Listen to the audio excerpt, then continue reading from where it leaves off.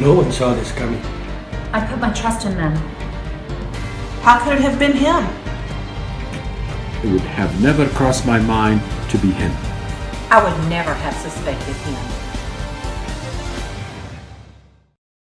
To the outside world, these individuals were just as average as the next person.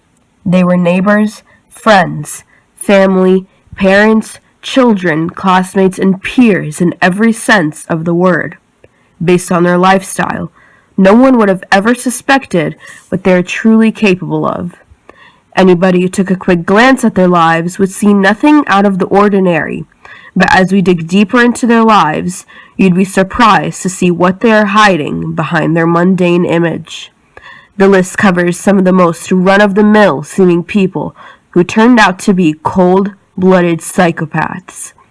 Some of these serial killers actively try to improve their community by creating a facade of innocence by working in outreach programs or in hospitals. That's why when the truth is revealed about their character, it leaves you in a state of pure, utter shock.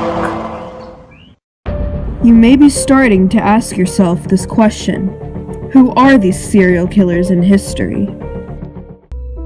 From preppy, clean-cut law student to cold-blooded killer, Ted Bundy proved to be one of the scariest murderers of all time. He was known to all who knew him as a charming man. He was regarded by many of his young female victims as handsome and charismatic, traits that he exploited to win their trust.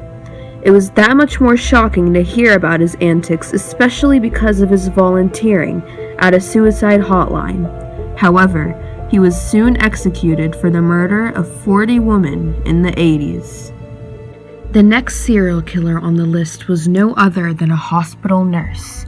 Charles Cullen is known to this very day as one of the most prolific serial killers of all time, because he idealistically turned his profession of nurturing people to good health into nothing more than a facade to murder them.